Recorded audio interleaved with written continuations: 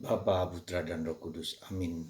Allah Bapa di surga, bantu kami untuk memiliki hati yang murni, tanpa pamrih, dalam melayani Engkau dan sesama.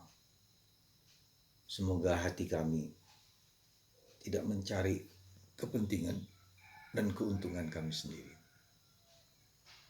Terpujilah namamu kini dan sepanjang segala masa. Amin.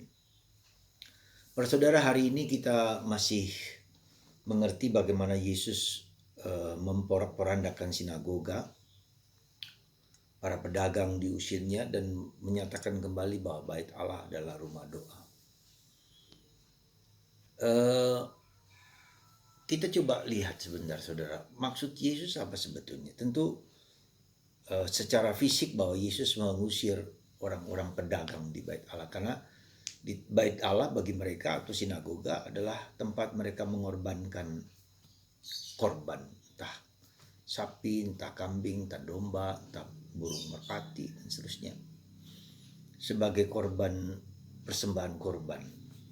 Dan para pedagang money changer, ya, tukar uang, karena banyak orang Yahudi yang di perantauan yang datang ke sana. Sekali lagi kita bisa melihat apa arti pedagang. Pedagang adalah orang yang mencari keuntungan, tidak bisa tidak. Misalnya dia membeli 5.000, maka dijual 10.000 atau 7.500, ada keuntungan. Dan ada bargaining, ya, negosiasi. Jadi do ut des, saya melakukan sesuatu supaya saya mendapatkan sesuatu. Dan itulah kodrat dari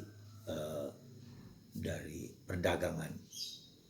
Tetapi kita tidak bisa menerapkan aspek perdagangan ini di dalam hidup doa kita, dalam relasi kita dengan Tuhan. Meskipun dalam hidup kita seringkali melakukan itu. Kita berdoa sebanyak mungkin, novena A, B, dan C, kita ke gereja terus menerus, ya. Dan kita berharap bahwa Tuhan memberikan kelimpahan kepada kita karena perbuatan baik kita itu. Dan inilah nampaknya benar, tetapi ini tidak selalu benar. Ya. Karena dalam hidup doa itu kita mempersembahkan diri kita. Kita bukan hanya kita memuji Tuhan demi kebaikan Tuhan, tapi bukan demi aku. Ketika kita semakin memuji Tuhan, semakin kita percaya pada Tuhan, semakin Tuhan akan melakukan apa yang ia anggap baik padaku.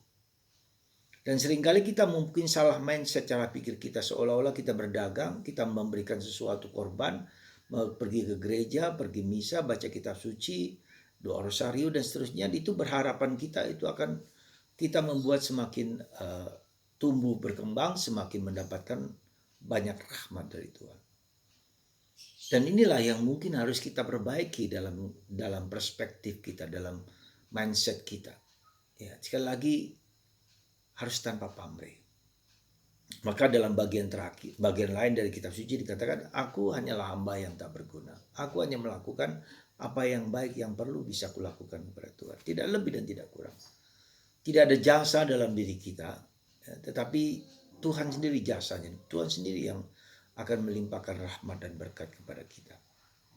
Maka para saudaraku terkasih, mungkin kita harus mulai merefleksikan, memurnikan pikiran, perasaan kita dan kehendak kita supaya semakin murni dalam penghayatan kita. Kita hanya menjalankan apa yang perlu kita jalankan bagi kepada Tuhan. Dan lebih lepas daripada itu, let it be, terjadilah padaku menurut perkataanmu. Dari konteks inilah maka kita bisa melihat dan mengerti bagaimana Bunda Maria. Let it be, terjadilah padaku menurut perkataanmu. Tidak lebih dan tidak kurang. Dan itulah yang menjadi pedoman dan suatu nilai yang harus kita cermati. Sekali lagi, bukan lagi kita pamrih mendapatkan sesuatu, tapi melayani dengan tulus ikhlas, dengan tanpa pamrih, ya, melayani dengan sukarela, dengan ikhlas. Yesus menderita wafat dengan sukarela, dengan ikhlas, karena hanya mengikuti kehendak Tuhan. Demikian juga dengan kita. Kita menjalankan kehendak Tuhan dengan ikhlas, dengan tulus. Bahwa Tuhan akan memberikan, pasti Tuhan akan memberikan sesuatu kepada kita. Ya. Kalau kita menjalankan semakin tulus, semakin tanpa pamrih, semakin tidak meminta sesuatu. Meskipun kita tahu bahwa permintaan itu adalah sesuatu yang wajar, sesuatu yang perlu. Semoga kita semakin memurnikan penghayatan kita, ya, kehidupan rohani kita bersama Yesus. Segalanya demi Kristus. Dan kita harus menjadi puritas kudus kemurnian hati. Jangan berdagang dalam hidup kita. Do ut des. Bukan saya melakukan sesuatu supaya saya mendapatkan sesuatu, bukan. Saya melakukan sesuatu hanya karena ingin memuji Tuhan. Bukan lagi ritual, bukan lagi liturgis, tetapi saya hanya mempersembahkan yang terbaik yang bisa kuberikan kepada Tuhan. Karena Tuhan adalah Bapa kita.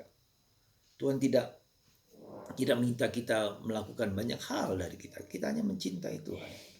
Semoga Anda dan saya semakin memurnikan puritas kudus kemurnian hati. Tidak untuk diri sendiri, tapi hanya untuk Tuhan, demi Tuhan, bagi Tuhan. Itulah kemurnian hati. Semoga kita semakin memurnikan penghayatan hidup kita. Dan seandainya doa kita tidak dipenuhi, bukan karena doa kita tidak dipenuhi, tapi karena mungkin belum waktunya. Kehendak Tuhanlah yang terjadi. Let it be.